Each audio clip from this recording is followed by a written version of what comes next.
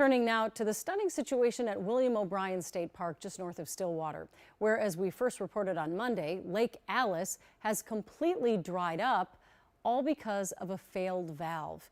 Tonight, the DNR shares what the timeline is for repairs and the replenishment of fish at this now desolate lake, leading us to wonder, is aging infrastructure an issue at other lakes? Here's Morgan Wolf. Minnesota is home to 73 state parks and 35 state trails that more than 11 million people visit annually. The main agency tasked with caring for them, the Minnesota Department of Natural Resources.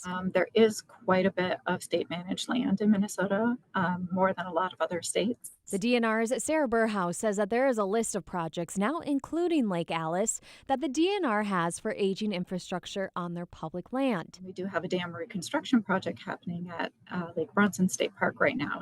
Up north, this Lake Bronson Dam project is scheduled for completion in 2027. This dam was considered high hazard because of its age being more than 85 years old and its poor condition putting it at risk for failing. Plans to replace it began more than 10 years ago, but it wasn't until 5 years ago that the DNR secured most of its funding from lawmakers, now totaling up to $24 million.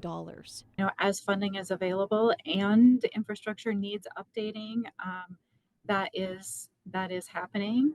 But the reality is that there isn't enough funding for everything that we would like to do.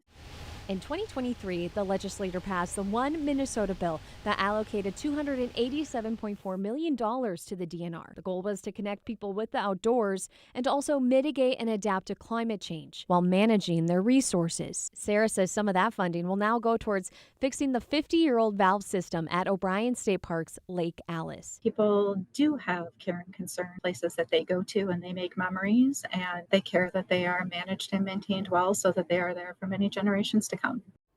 Well, this isn't the first time the man-made Lake Alice was drained. It was in 2016 to control an invasive plant species. The DNR says it will need to stay drained until they're able to fix that valve system.